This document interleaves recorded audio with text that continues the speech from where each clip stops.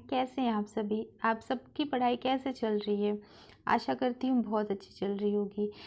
2019 दिसंबर का पेपर जो है वो आज हम सॉल्व करेंगे, क्योंकि हमारा एग्ज़ाम जो है वो 11 नवंबर को अब होने वाला है और काफ़ी समय है। तो इस बीच अगर हम इस समय को और उपयोग करते हैं तो हमारी प्रिपरेशन के लिए बहुत ही अच्छा है। तो चलिए इसी क्रम में हम इस क्वेश्चंस को सॉल्व करते हैं। और अगर चैनल पे आए हुए हैं आप पहली बार तो कृपया ज़रूर सब्सक्राइब कर लें, शेयर लाइक करना भी ना भूलें। चलिए, which set of international development organisations work toward fighting against poverty. गरीबी के अगेंस्ट जो है वो मतलब काम करने वाले इंटरनेशनल डेवलपमेंट ऑर्गेनाइजेशंस जो हैं कौन कौन से हैं, इनको हम NGO भी कहते हैं। ऑप्शन जो है इसमें 2 जो है वो करेक्ट है, जिसमें कि Oxfam, UNDP, UNICEF, the red cross और द हंगर प्रोजेक्ट भी आते हैं। जैसे कि हमें पता है कि सस्टेनेबल डेवलपमेंट गोल जिसको 2030 तक जिसका मतलब रखा गया है टाइम स्पेन, तो इसमें फर्स्ट पे जो है वो क्या है कि गरीबी को दूर करना है। पूरे मतलब इसका जो भी सस्टेनेबल डेवलपमेंट गोल का जितने भी 17 गोल है उसमें ये पहला इसका ये काम है। तो इससे रिलेट करके ये क्वेश्चन भी बना हुआ है। अगले प्रश्न पे चलते हैं। दूसरा प्रश्न कहता है कि द सिंबल डील्स विथ, किससे डील करता है सिंबल। तो डायरेक्ट मैं पूरे ऑप्शंस नहीं पढ़ूंगी, आपके समय को ज़्यादा ख़राब नहीं किया जाएगा यहाँ पे, बस जो भी आंसर होंगे उसको बताया जाएगा। So the symbol deals with, symbol हम किसी को सिंबल दिखाते हैं, अगर किसी से बात करना है हमें, अगर वो हमसे बहुत दूर है तो हम उसको हाथ से वेव करते हैं, बोलते नहीं है, फिर भी वो समझ जाता है, या तो हम उसको बुला रहे हैं या फिर हम उससे कुछ कहना चाहते हैं। तो वो क्या गया, एक मैसेज ट्रांसमिट हुआ उसकी तरफ। तो सिंबल्स जो होते हैं वो transmission of a message. Option A इसका राइट आंसर है। और प्रश्न 3 है। प्रश्न 3 कहता है कि The earlier popular studies of Indian rural society were largely based on the interest of sociologists too। तो किस पे बेस्ड होते थे जो भी सोशोलॉजिस्ट रूरल सोसाइटी की जो स्टडी करते थे, तो वो क्या करना चाहते थे। तो कोई भी रूरल सोसाइटी पे स्टडी करेगा तो वो उस सोसाइटी को समझना चाहेगा, वो विलेज सोसाइटी को अंडरस्टैंड करने के लिए वो काम कर रहा है। और फिर वो document the structure of traditional Indian village society, और उसकी डॉक्यूमेंट्री करेगा कि कैसी है ट्रेडिशनल, उसका स्ट्रक्चर कैसा है। क्योंकि सोशियोलॉजी में हम क्या पढ़ते हैं, हम सोशियोलॉजी जो समाज शास्त्र है उसमें समाज का अध्ययन करते हैं, समाज कैसे स्ट्रक्चर है, कैसे फंक्शन करता है, उन सब चीज़ों को, और वो लिखी जाती हैं ताकि वो आगे आने वाली जो पीढ़ियां हैं वो भी उसको पढ़ के जान सकें। तो इस वजह से ये understand Indian village society and document the structure of traditional Indian village जो है इसका सही जवाब है। तो कूट ए और बी जो होगा वो सही होगा, यहाँ पे ए है। अब यही ये सही हो गया। अब ये ऑप्शन देने का भी क्या एक झंझट है, जितना स्क्रॉल करने से हमारा एग्ज़ाम में टाइम भी जाता है, तो मुझे तो नहीं समझ में आता है। खैर इसका जो सही जवाब है वो ए होगा, ए एंड बी। अगला प्रश्न देखते हैं। अगला प्रश्न ये कहता है कि who is the author of the book the religion of Java.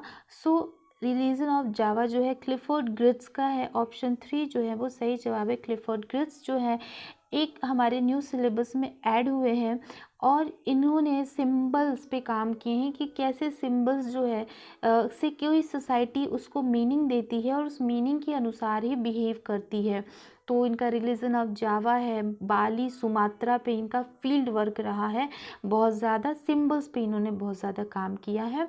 और इनका सबसे फेमस थिक डिस्क्रिप्शन जो है वो एक जो गिलबर्ट रेल का था, उसको इन्होंने बहुत ज़्यादा आगे डेवलप किया है कॉन्सेप्ट। क्वेश्चन नंबर 5 है, रीज़न असर्शन एंड रीज़न का क्वेश्चन है। तो इसको सबको पता है, ये हमें रट चुका है कि हमें बिकॉज या क्योंकि लगा के इसकी जो भी संबद्धता है उसको जानते हैं। तो देखते हैं। Green revolution in Punjab has resulted into many ecological problems. Green revolution जब पंजाब में आया तो उसने बहुत सारे पारिस्थितिकी परेशानियों को भी जन्म दिया। तो कोई भी रिवोल्यूशन होता है या फिर डेवलपमेंट जो भी चीज़ होती है, वो डेवलपमेंट क्या होता है, वो न्यूट्रलिटी का लिए हुए होता है। उसको नहीं पता है कि वो अच्छाई की तरफ हो रहा है या बुराई की तरफ हो रहा है। तो चेंजेस जो होते हैं वे ऐसे ही होते हैं, क्योंकि it is due over exploitation of land and underground water and over use of pesticides and fertilizers from more production। क्योंकि क्यों ऐसा इकोलॉजिकल प्रॉब्लम हुआ, क्योंकि बहुत ज़्यादा मिट्टी का जो उर्वरकता है उसमें उसको एक्सप्लॉय किया गया, जो पानी थे वाटर अंडरग्राउंड उसका बहुत ज़्यादा दोहन हुआ, और बहुत ज़्यादा अगर उपज करना है फर्टाइल पाना है तो हमें पेस्टिसाइड्स और उसमें बहुत तरह तरह के रसायन वगैरह का छिड़काव करना होता है, जिससे बिल्कुल ये परेशानियाँ उत्पन्न होंगी। तो ए भी सही है, बी आर भी सही है, और दोनों ये आर ए की सही जो है व्याख्या कर रहा है, तो रीज़न भी सही है। तो इस वजह से हमारा ऑप्शन ए जो होता है वो सही होता है। क्वेश्चन नंबर 6 है, the process by which technology lowers the cost of storing, sharing and analysing data is known as. तो ये चीज़ तो बहुत आसान है, डिजिटलाइजेशन, डिजिटल इंडिया हो रहा है हमारा, हर चीज़ डाटा के रूप में हमें प्राप्त है, हम अपने फ़ोन में हर चीज़ को स्टोर करके रख सकते हैं, भले हमें वो चीज़ें याद नहीं रहती लेकिन हम उसको सेव कर लेते हैं कि हम इसको बाद में करेंगे, और कितना आसान है उनको स्टोर करना, शेयर करना, एक तरीके से डिजिटलाइजेशन इसको कहते हैं। ठीक है, मैकेनाइजेशन जो है मशीनीकरण है, ग्लोबलाइजेशन वैश्वीकरण है, कॉमर्शियलाइजेशन जब हम डिजिटल उपयोग करते हैं लेकिन कॉमर्शियल सेक्टर में तो उसको कॉमर्शियलाइजेशन कहते हैं। क्वेश्चन नंबर 7 है, ये भी ऐसा रीज़न क्या है कि social institution of marriage has undergone many changes in modern India. जो भी सोशल इंस्टीट्यूशंस है क्या वो चेंजेस आप फील कर रहे हो, क्या आप फैमिली इंस्टीट्यूशन है, लॉ कानून, बहुत से ऐसे शादी ब्याह, तो ये सारे इंस्टीट्यूशन संस्थाएं हैं, क्या उसमें आप चेंज फील कर रहे हो? अगर कर रहे हो तो हाँ बिल्कुल हम कर रहे हैं। क्यों कर रहे हैं? Indian youth are getting influence by western ideas. क्या इंडियन यूथ जो है वो इन्फ्लुएंस हो रहे हैं वेस्टर्न आइडियाज़ की वजह से, इसलिए इंस्टीट्यूशंस जो हैं वो चेंज हो रहे हैं? चलो ठीक है कि यूथ जो है इन्फ्लुएंस हम किसी चीज़ से होते हैं तो बदलाव आता है, हमारे आइडियाज़ जो हैं वो अलग होते हैं, ठीक है, बट क्या सिर्फ इसी की वजह से इतने ही वेस्टर्न आइडियाज़ अगर हम इन्फ्लुएंस हो रहे हैं तो इंस्टीट्यूशंस जो हैं वो बदल रहे हैं? ऐसा तो नहीं होता है ना। तो दोनों सही तो है बट जो है करेक्ट एक्सप्लेनेशन नहीं है, सो ऑप्शन बी जो इसका सही जवाब है। क्वेश्चन नंबर 8 है, identify the correct sequence of different law passed in India to improve women's status in society। so women's status in society में women's के जो status है society में उसको बहुत ज़्यादा और enhance करने के लिए जो भी law बनाए गए हैं उनको उस सीक्वेंस में लगाना है, जो पहले बने हैं जो लास्ट में बने हैं।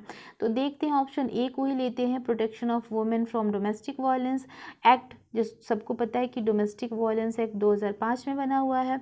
पंचायती राज एक्ट 1992 और 3 में आया था, 73वां 74वां संविधान संशोधन। हिंदू सक्सेशन एक्ट जो है वो 1956 में हुआ था। तो इस हिसाब से फर्स्ट पे क्या आना चाहिए, 1952 आना चाहिए, 2005 और 1992। तो हिंदू सक्सेशन एक्ट फर्स्ट पे कहाँ है, यहाँ पे है, यहाँ भी है। उसके बाद पंचायती यहाँ नहीं है तो ये ऑप्शन गया, यहाँ पे है, तो ऑप्शन 4 हमारा सही होगा। इस तरीके से हमने इस क्वेश्चन को कर लिया।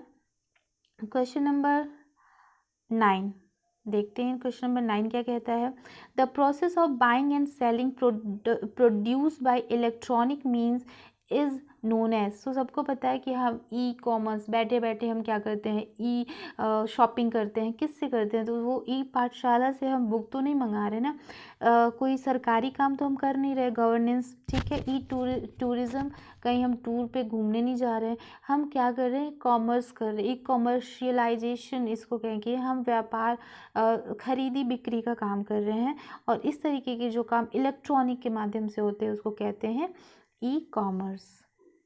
बहुत ही आसान सा प्रश्न था, ठीक है। प्रश्न नंबर 10वां है, which is the correct sequence of the following steps of social research. So social research में जो है वो कौन सा करेक्ट सीक्वेंस है उसको हमें पहचानना है। तो सबसे पता है हमें कि रिपोर्ट राइटिंग सबसे लास्ट में होती है। चलिए 2 ऑप्शन है, ये 2 ऑप्शन को हम कट कर देते हैं कि हमें रिपोर्ट राइटिंग लास्ट में करनी है। डाटा कलेक्ट करेंगे डाटा एनालाइज करने के बाद हम लिटरेचर रिव्यू करेंगे कि लिटरेचर रिव्यू हमारा पहले करना ज़रूरी होता है। तो लिटरेचर रिव्यू फिर हम डाटा कलेक्ट करते हैं, उसके अकॉर्डिंग देन हम डाटा को एनालिसिस करके रिपोर्ट राइटिंग करते हैं। तो ऑप्शन 4 जो होगा हमारा सही जवाब होगा। 15 क्वेश्चन हम इस वीडियो में करेंगे। देन जो है which of the following are example of material culture. So material culture सबको पता है कि ऑगबर्न ने भौतिक और भौतिक संस्कृति की बात की है, और संस्कृति जो अभौतिक होती है वो मनुष्यों द्वारा ही बनाई जाती है। भौतिक भी वही बनाते हैं और भौतिक भी वही बनाते हैं। तो इस वजह से हमें एक चीज़ तो पता है कि material production actually produce by society ही बनाती है। बी ऑप्शन हमारे पास है, और बी ऑप्शन सिर्फ और सिर्फ 2 में है, तो इसलिए हम इन 2 को कट कर देते हैं। अब हमें बी और ए फर्स्ट एंड फोर्थ में जो है वो सेलेक्ट करना है। देखते हैं बी सी क्या कहता है, tools of governance in community. क्या कल्चर एक टूल है कम्युनिटी पे गवर्न करने के लिए? ये तो बिल्कुल गलत है। अब हमारे पास बचा B an aspects of culture which govern the production and use of artefacts. So A और बी जो ऑप्शन होगा, ऑप्शन नंबर 4 जिसमें है वो सही है। चलिए इसको हम सही से लगा देते हैं। ऑप्शन 4 जो है ए एंड बी, ये इसका सही जवाब हो गया।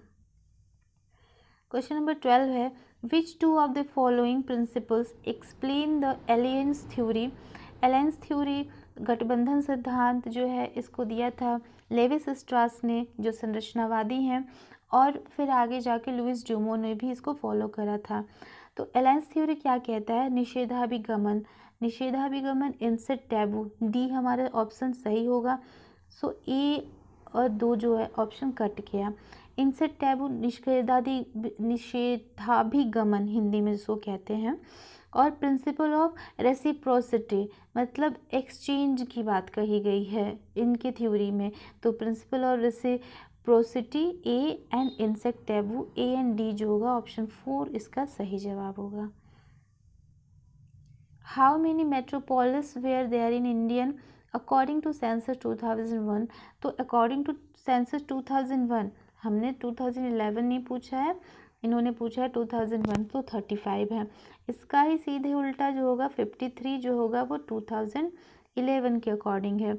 और ये जो यहाँ पे मेट्रोपॉलिटन सिटीज़ हैं ये, और 3 जो है वो मेगापॉलिटन है जिसमें मुंबई, कोलकाता एंड दिल्ली है। ठीक है, चेन्नई और बेंगलुरु जो है इसमें आने वाली हैं। और टोटल वर्ल्ड में देखा जाए तो 33 हैं मेगापॉलिटन सिटी, जिसमें से इंडिया के 3 तो हैं ही, 2 और इसमें ऐड होने वाली हैं।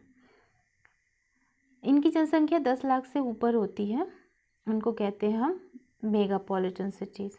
क्वेश्चन नंबर नेक्स्ट है the question why is it, क्यों है ऐसा, about a social phenomena is this key to which type of research design. तो वाई क्यों, पूछो क्यों, एक्सप्लेन करो क्यों है ऐसा। तो हम क्या करेंगे, एक्सप्लेन करते हैं ना कि क्यों है ये ऐसा। सी एक्सप्लेन एंड सी, अब देखो आप किस में है, सी बी और सी डी।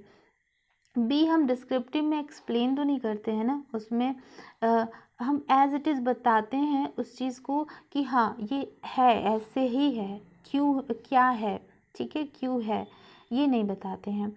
तो एक्सप्लेन के साथ एक्सप्लोर में तो हम ढूंढते हैं कोई चीज़, कोई बिल्कुल हम अनभिज्ञ हैं उसमें, उस चीज़ को हमें एक्सप्लोर करना है, उसको खोजना है। ठीक है, एक्सप्लेन एक्सपेरिमेंटल, देन जो है एक्सपेरिमेंटल में हम करते हैं कि ऐसा क्यों है, क्यों इसका ये कारण है, क्यों ऐसे इसको ये इफ़ेक्ट कर रहा है।